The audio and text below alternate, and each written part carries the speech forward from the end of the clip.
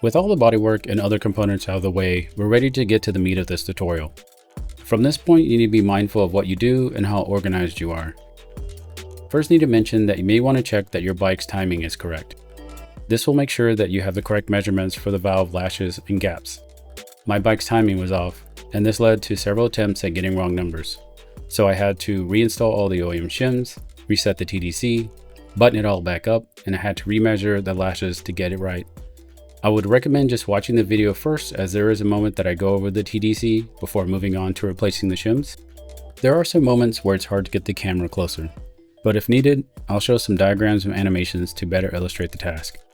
As always, I recommend looking at other videos for other perspectives in case something I'm doing doesn't make sense. To make the process more streamlined, I bought some official Triumph tools. You can get by with some makeshift substitutes, but I'll leave that up to you. Now, with all that blah out of the way, let's journey on.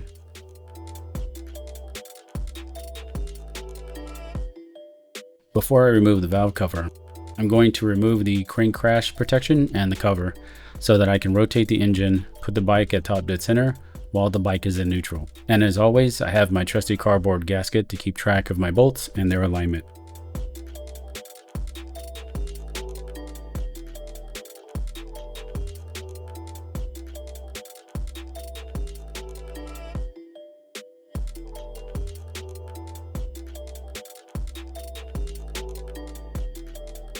For this bolt, you can see that this actually has a copper washer behind it, and you can also tell where it goes back to because this section is not painted on the cover.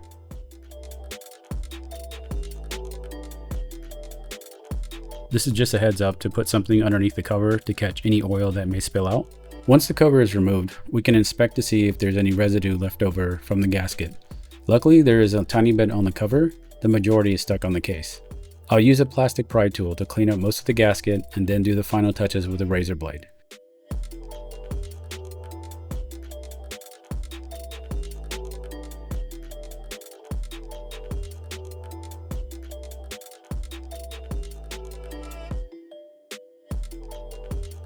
Also, keep an eye out for the dowels. Sometimes they stay put, other times they can fall out. I'll just put this back where it goes. When using the razor blade, be mindful not to press too hard into the soft metal. Nicks or deep cuts can result in links due to the surface no longer being straight. I just wanted to mention that when turning the engine, you always want to rotate towards the front of this particular bike, or clockwise. If you rotate the engine in the wrong direction, you can possibly throw your timing off as the chain may jump a tooth or cause other damage. If your valves were in spec, now you must go through the whole adjustment process to get your bike's timing correct.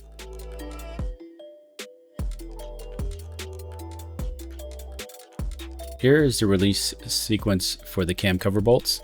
The good thing is the release sequence is the same as the tightening sequence. It's only after you do something you realize you didn't even follow your own instructions, but you can do a better job than I did by following the correct sequence to loosen the bolts.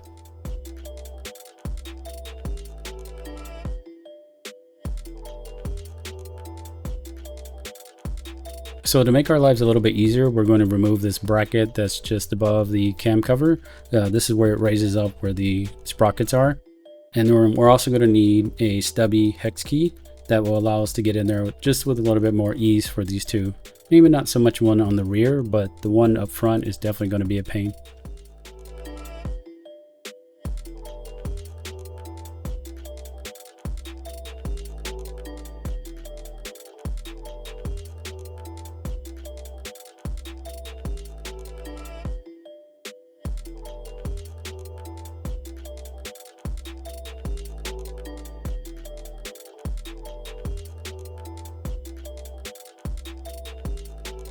Now we're ready to move the valve cam cover, and when we do this, it's just going to be a little tricky getting it to slide out.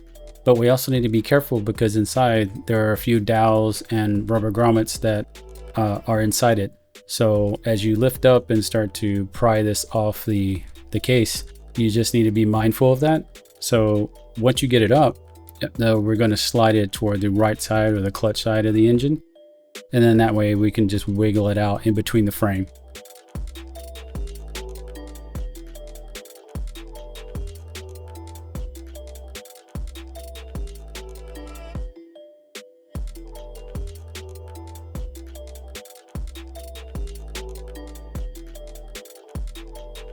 Now that the valve cover is off, these are the dowels that I was speaking of. There's two that are still stuck inside the cover, and there's one that's still stuck inside the bike. And we'll just be mindful of that and grab it and make sure we keep track of it. So the last thing we need to remove is the gasket. And now the gasket probably still has the dowel that I was speaking of still stuck in it. So just be careful when you're removing it. You don't want that to drop inside.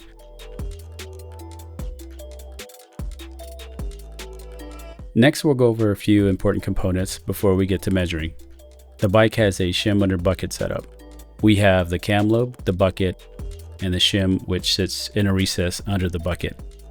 Basically, we're going to rotate the engine until the cam lobe of choice is facing upwards toward the cam ladder.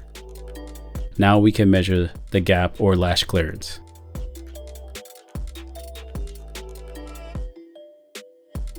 There are a lot of valve shim calculators and equations out there on the interwebs. If the one I'm demonstrating doesn't make sense, I advise checking out a few others before attempting. So we know the minimum and maximum of our exhaust and inlet specification. The exhaust has a minimum of 0.325 millimeters and a max of 0.375 millimeter, with the sweet spot being at that 0.35 millimeters. The inlet has a minimum of 0.1 millimeters and a maximum of 0.2 millimeters. Again, with that sweet spot being at that 1.5 millimeters. I got my measurements by taking the measured valve clearance and adding the existing shim thickness. Then I subtracted that from the desired mid-valve clearance, which gives me my new shim thickness. So let's just work this through. Let's just say the valve clearance that I measured is 0.3, and then the existing shim is a 2.5 millimeter. And then we add those two together, that'll give us a total of 2.8 millimeters. Then we're going to take the mid value, the specified valve clearance, which is 3.5, and we're going to subtract that from what we just got. And this will give us our new shim thickness, which will be 2.45 millimeters.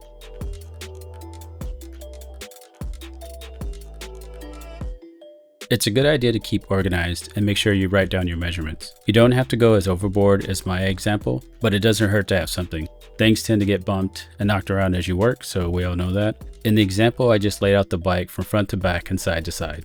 The exhaust valves are the ones that are closest to the radiator, and the inlet valve faces toward the rear of the bike. The way you keep your information is up to you, but just make sure you stay consistent. Each cylinder has its own exhaust and inlet ports, and each port has two identical lobes. Under these lobes lie the bucket and the shim, which means you will have two shims per cylinder. Now the shim should have a scribe thickness on them, but if it's worn off, all you need to do is remeasure it to get its thickness. For this example, let's say I've already done my measurements and I'm putting down the information for the exhaust left cylinder. I put down my shims, I write down my measurements for the clearances and the current shim thickness. And for this hypothetical, the number 1 clearance on the left cylinder is tight and the number 2 clearance is loose. Hopefully with that example, you can see how it's beneficial to keep track of everything as you move forward. I know in the example I just showed you, I just put all the information from left to right. And if you want to, you can go right to left. It doesn't matter. But the way that the cam lobes rotate, it doesn't come up that way. So let's just say you start with the inlet left cylinder and you rotate the engine to get the measurement. The next available cam lobe presenting itself could be the exhaust center cam lobe. Now, how you get your measurements is up to you. You can do it this way, or you can stick to one side and keep rotating the engine until you get all the measurements for that one side, and then repeat the process for the other side.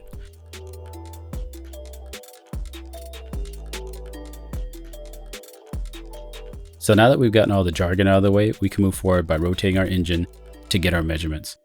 I'm using a 24mm socket with a long extension. The reason I'm using this is because I still have my spark plugs in the engine, and this can be a little bit more difficult to rotate due to the compression. So oddly enough, I did start with the inlet left cylinder. So now I'm just going to rotate the engine until I get that cam lobe facing up toward the cam cover.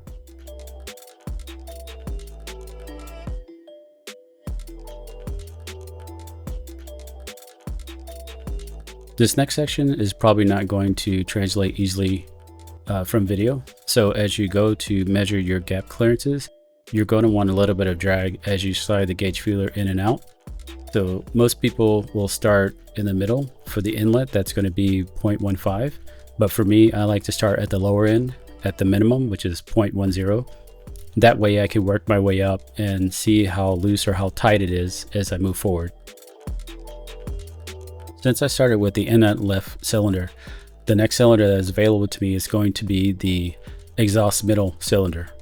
So once I get both measurements, I'll be sure to write those down and then just move along in the process and keep rotating the engine until I have all the measurements written down. Now for the next few steps, I'm just going to let the video play and just have me run through measuring everything. But if you want to skip forward, go ahead. When the inlet center lobe is up, the exhaust right lobe will also be up.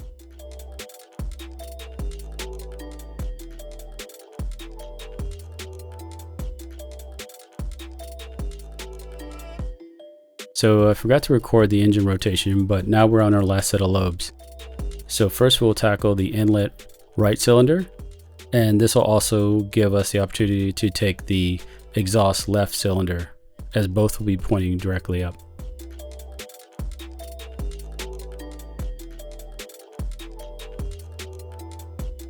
After getting all my measurements, I can let you know that all my exhausts are out of spec and one of my inlets is out of spec. But as I get going, I'm just going to make sure that everything is in a nice median area for both the inlet and the exhaust. Before we remove the cam cover, we need to loosen the bolts on the camshaft sprockets. There are 2 bolts on each sprocket. We're starting by breaking loose the first bolts that are exposed to us. Then we'll rotate the engine and loosen the other bolts. We only want to loosen the bolts. We do not want to remove them. We'll do this later.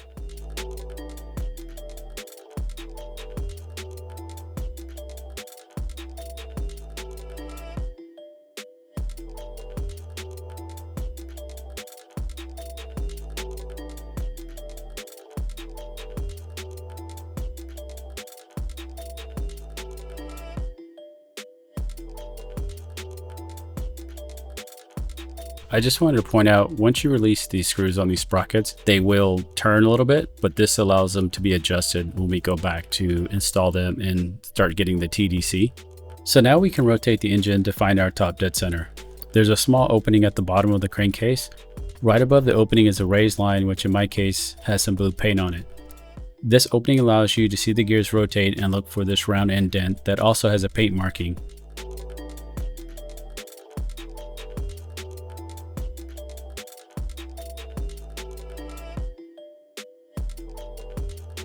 To lock the crank, I purchased the Triumph tool.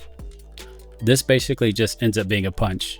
So if you don't want to buy the tool, if you can't find it cheap, you can just run to Harbor Freight and buy a punch set if you don't have one handy. This tool will slot into the hole right above the bolt we're using to turn the engine.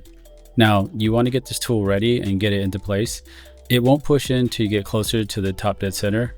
Once you have everything aligned, you'll be able to slot the tool into position. You'll feel it just slide in ever so slightly. The tool won't go all the way in. Do not force it to go any further or you may damage something. Here I'm just demonstrating what it looks like when everything is aligned.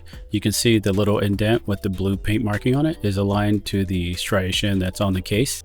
Now that the pin is set, you shouldn't have to move this for any reason. As we move forward, just leave it as is. So what I'm going to do now is start to release the tension on the chain. In doing so, I'm going to start to back out my APE. Now, you may have an OEM tensioner that requires a special tool. I don't have that tool, and you might want to look that up in other videos that have something that you can reference to. But for me, I'm going to back this out. Before I do that, I'm going to put a little socket or screwdriver handle in there just to help keep tension on the chain as I start to release the APE.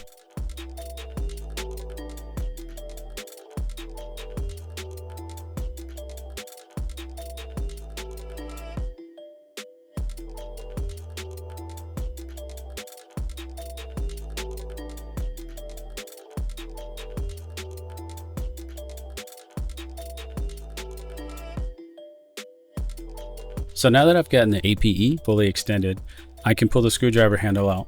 This will allow a lot more slack in the chain, and the chain guide will also become a lot loose. So I'm going to replace the chain. You don't necessarily have to do this, but this is part of my maintenance.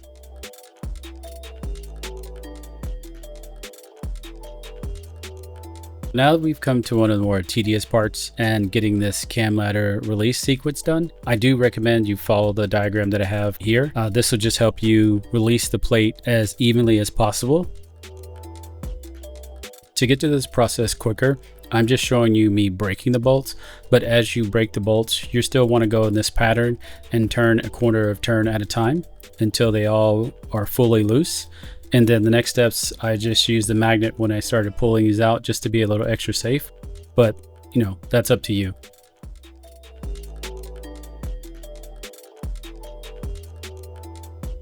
Here I'm just trying to explain, and I know I didn't get a good shot at it, but the two bolts at the top that hold the bracket on top above the sprockets, one of the sides is going to be able to come out a little bit easier. I'm just showing the length here because they do seem a little bit longer than the other ones, but there's one that's in there that I'm struggling with that won't come out until you pull the whole cam ladder out. So don't get stressed out about it. We'll just work that out and get it loose, and then we'll continue on removing the rest of the bolts.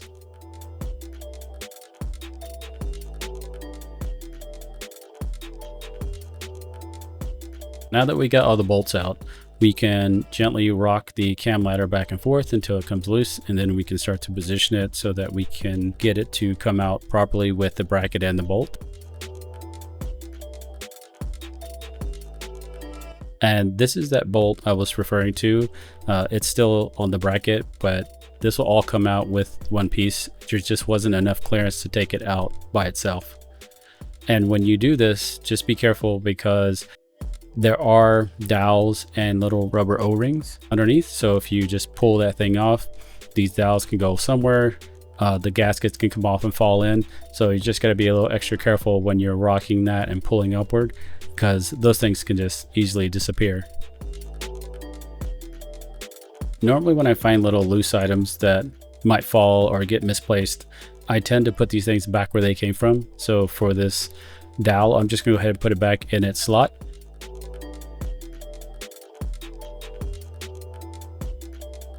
For this rubber O-ring, I'm also gonna remove this, and so that way I don't forget about it later. Now that we have the cam ladder off, we can release the chain from the sprockets. I apologize for the shot, doesn't really show me fully releasing the chain, but basically as you slide the chain off the sprockets, it'll slide down and it won't fall to the bottom because there's a bolt here that we'll remove later when we need to replace the chain. So I didn't record me pulling it out, but I took out the inlet or intake first.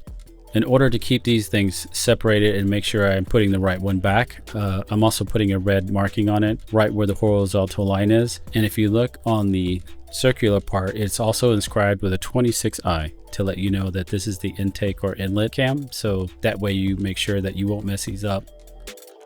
We can move on to the exhaust cam. Gently pull this out, and like I did before, I'm going to go ahead and put a marking on this. I'll color this side yellow, and as you can see, it is also inscribed with a 26E to show or designate that this is the exhaust cam.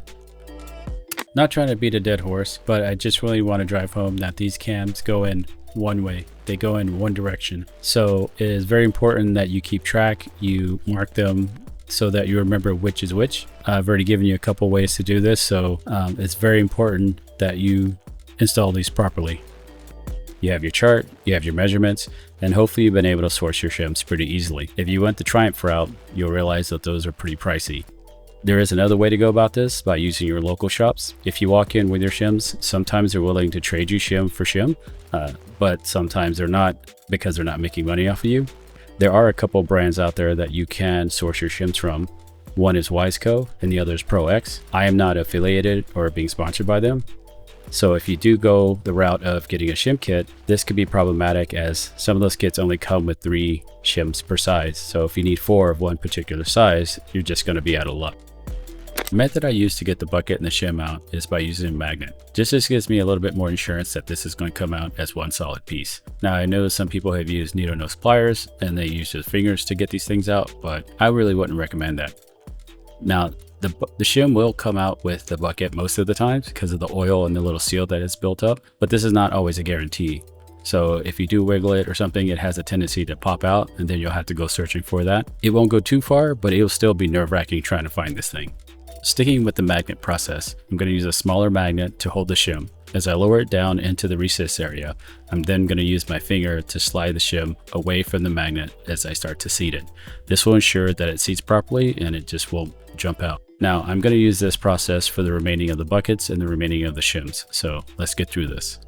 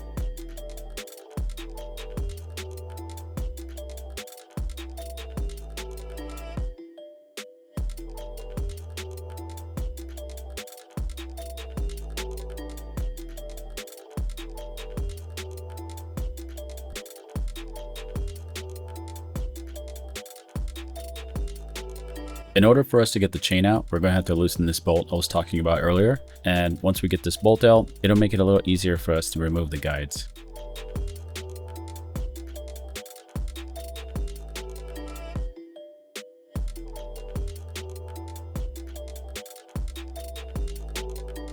So with the bolt removed, we can now just let the chain slide down. To make it a little bit easier on ourselves, we're going to remove the chain guides. The one on the left is held in by a long dowel, so once we remove this, it'll be easy to slide out.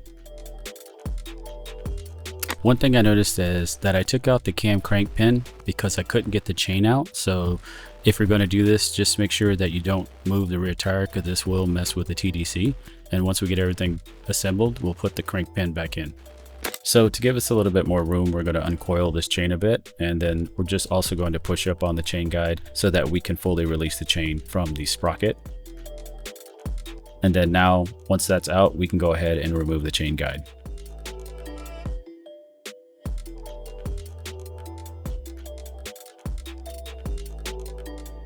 With the old chain out, we can now get ready to install the new chain. And once you do this, just be sure to go ahead and lube this up with some oil. It doesn't really state to put any Loctite on this bolt, but I'm going to go ahead and do so just for my own sake.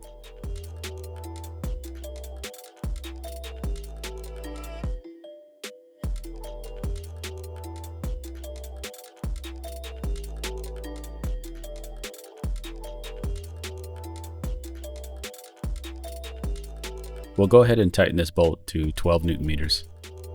Once we have the bolt in place, we can just hold the chain up for a second and install the chain guide on the right. This has a dowel at the top of the chain guide, so it just slots in, so it's pretty easy. For the chain guide on the left, you just start to slide it in, and you'll just need to align the dowel where the hole is, and it'll just pop right in.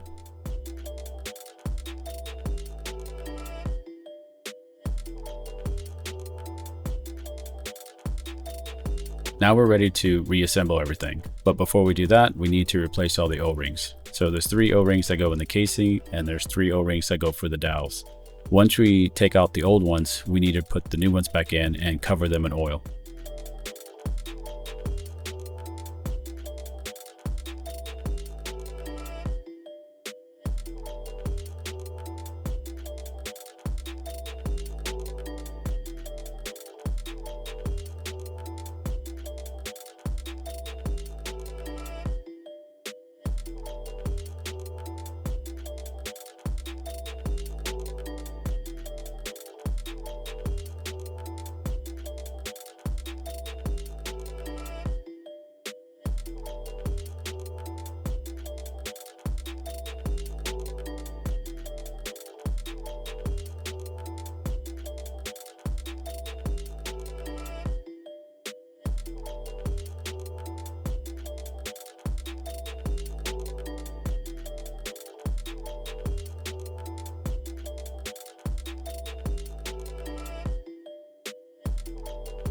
Before I start assembling everything, I'm just going to use some engine assembly lube on the parts, especially where it rotates.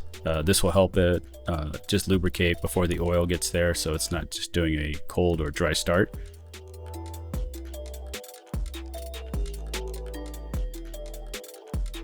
Now we're ready to install the exhaust cam.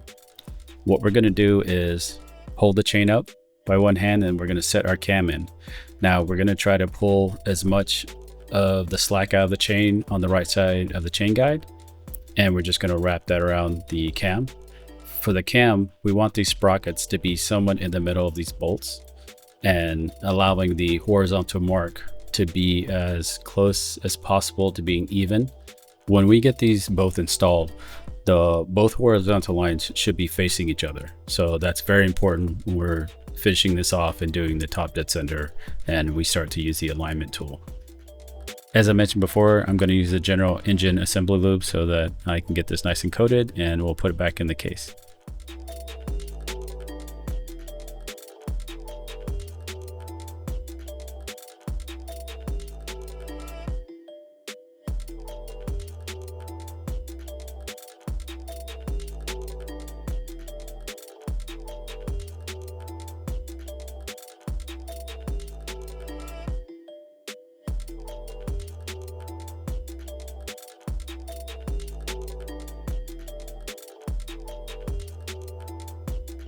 These things will have a tendency to spin on you once you start to get the chain on the inlet cam.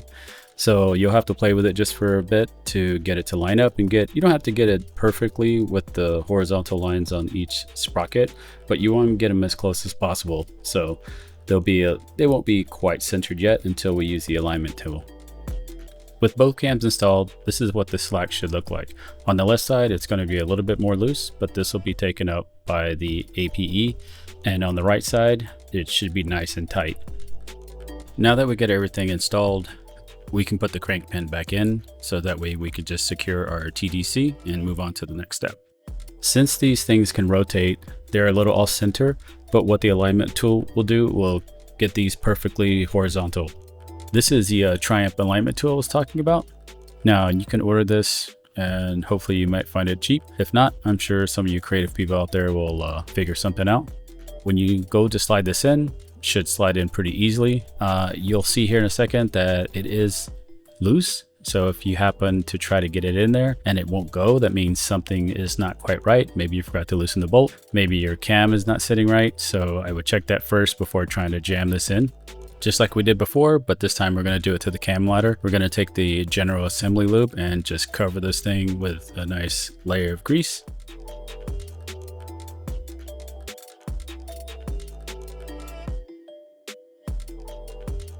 When you go to reinstall the cam ladder, just make sure you're laying it down evenly because it still has the dowels and the O-rings in there, and you start shifting stuff around, they can come loose and not sit right.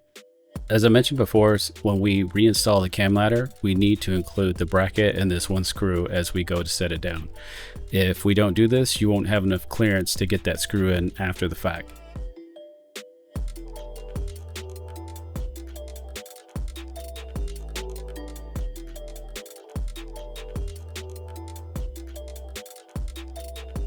Once we have the cam ladder seated, you may notice that the cam doesn't sit perfectly even. This is because there's a little bit of tension on the cam lobes at this point.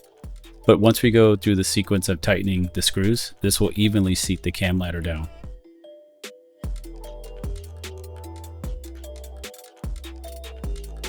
Here's a diagram for the tightening sequence. The sequence for the release and the tightening is a little bit different. So once you get these all hand tightened, we're going to torque each of these bolts 5 Newton meters, and then you're going to do another round and torque these down to 10 Newton meters.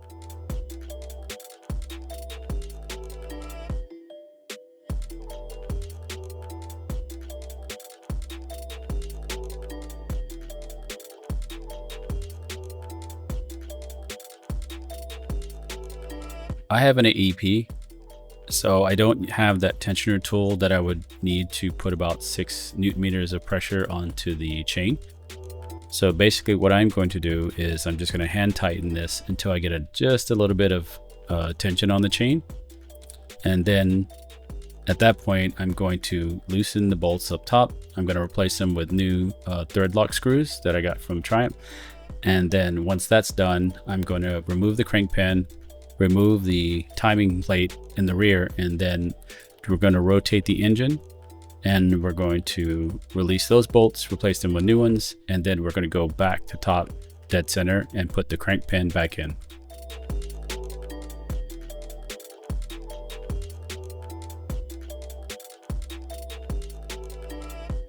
Here's just a little information on the bolts that you use for the sprockets. Now, you can try to use the ones that you just pulled out of there, even though in the manual it states not to. But if you need to, you can just put red thread locker on there and maybe use the heat gun to try to get it to dry quicker. I got the ones from Triumph, and these are already heat treated and ready to go. Once we get these nicely hand tightened and snug, we're going to go ahead and torque these to 22 Newton meters.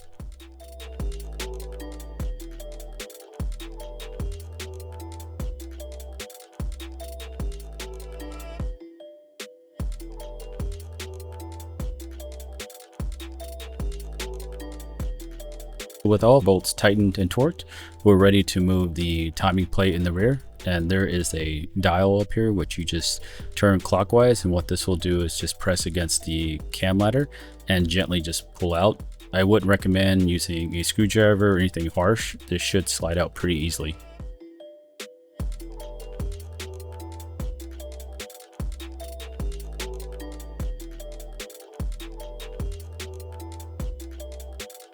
You can go ahead and take the pin out.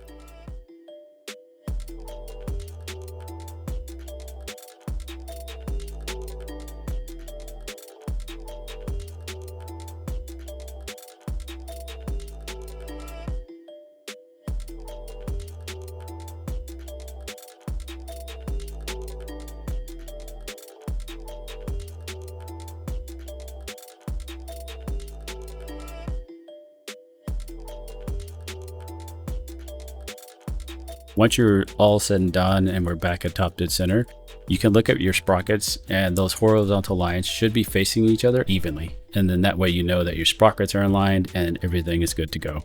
This next step is entirely up to you, but it is recommended that you go back through and you recheck your valves just to make sure everything is within spec.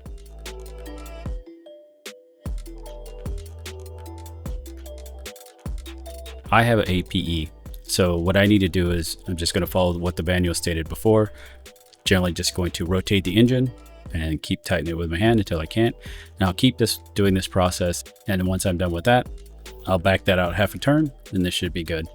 But for you, or for those who don't have an APE, you may want to look somewhere else to see how to do this with the automatic tensioner tool.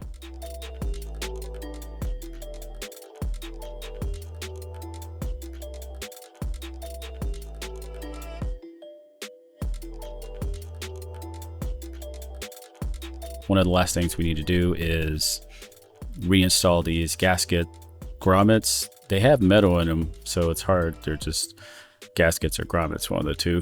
But I went ahead and bought new ones. After I inspected the old ones, they still look pretty good, but I opened the package and I might as well use the new ones and keep the old ones as backups just in case I do this job again and those are messed up.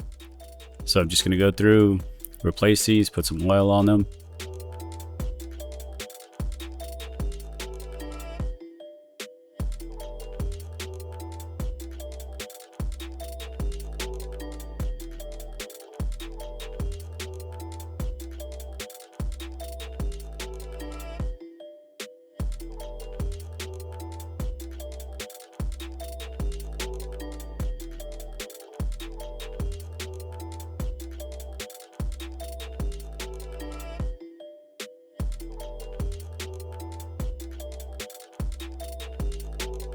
We're going to put back the reeds that we took out earlier. If your reeds are in good shape, all they need is a little bit of cleaning, some intake cleaner, light brush, scrub it off, and you're good to go. But if you do need to replace these, if it's broken or pretty worn out, then this is a good time to do it. It's recommended to replace these gaskets per the manual. Even though I took out the old one, it still looks pretty good. Again, I'll keep that as a backup, but we'll just replace it with the new one since I already opened up the package. So before we put the gasket in, what we're going to do is going to take the dowels out of the cam cover and get those ready. Once we put the gasket on, we can put the dowels in. This way it'll just be a little bit easier getting the cam cover back on.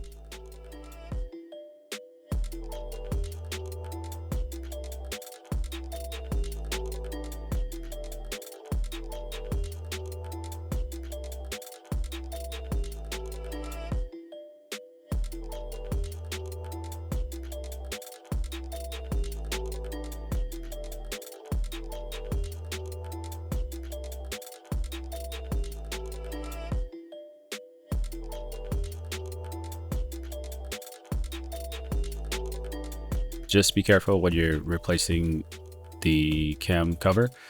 Again, it has the gaskets. If you get to jostling around or moving stuff too much, you can throw something off its alignment. So just take your time and just slide this in.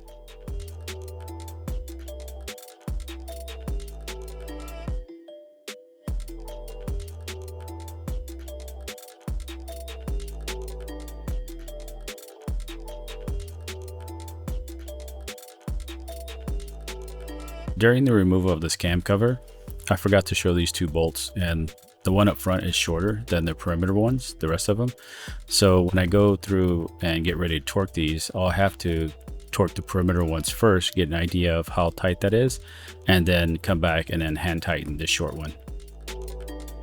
Luckily for this cam cover, it's the same sequence. So just gonna go hand tighten everything, and then we'll come back around and torque everything.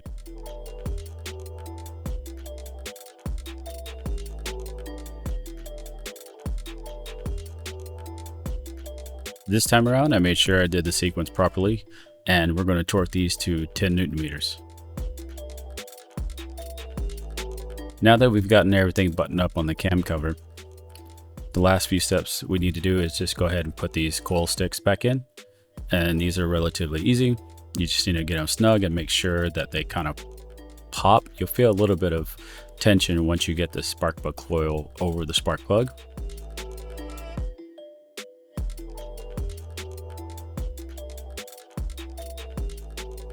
One of the last things I'm going to show is putting the gasket back on the crankcase. So we're just going to get the gasket. You don't need to put any kind of additive or sealant on this. We're just going to line this up with the dowels. And once we get that lined up, we're going to put the cover back on, and then we're going to torque and tighten all the bolts to 8 Newton meters.